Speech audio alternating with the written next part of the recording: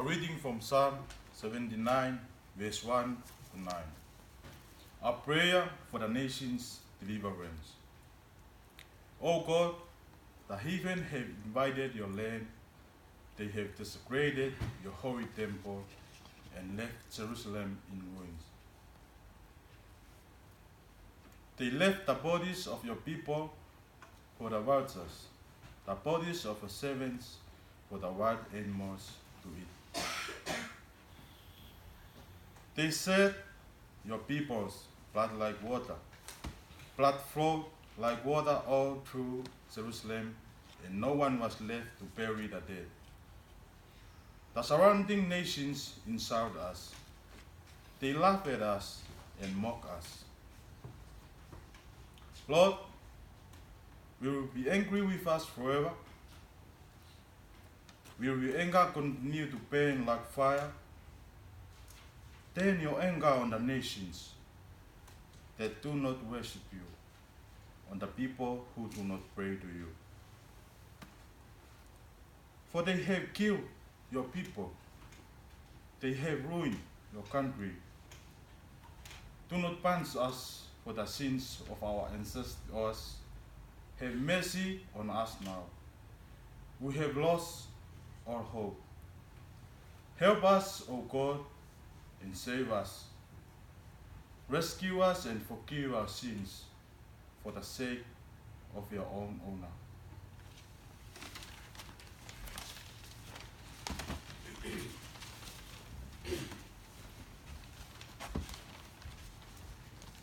A reading from the Gospel of Luke, chapter 16, verses 1 to 13.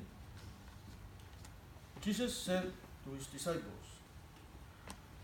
there was once a rich man who had a servant who managed his property.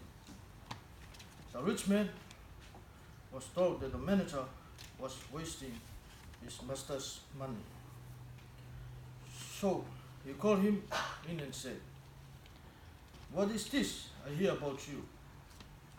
Turn in a complete account of your handling of my property, because you cannot be my manager any longer. The servant said to himself, my master is going to dismiss me from my job. What shall I do? I am not strong enough to take ditches, and I am ashamed to beg. Now I know what I will do then when my job is gone. I shall have friends who will welcome me in their homes. So he called in all the people who were in debt to his master. He asked the first one, how much do you owe my master? 100 barrels of olive oil. He answered, here is your account. The manager told him, sit down and write 15. Then he asked another one, and you, how much do you own? 1,000 bushels of wheat. And he answered, here is your account. The manager told him, write 800.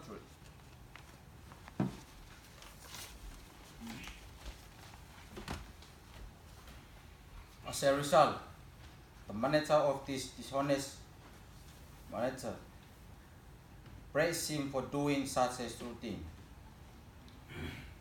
Because the people of this world are much more true in handling their affairs than the people who belong to the light.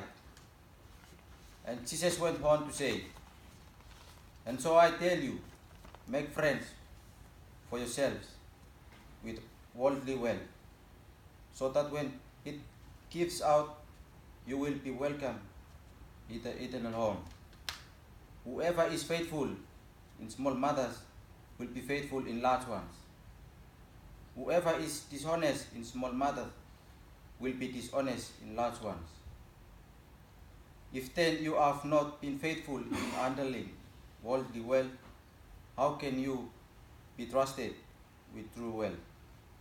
And if you have not been faithful with what belongs to someone else, who will give you what belongs to you. No servant can be the slave of two masters.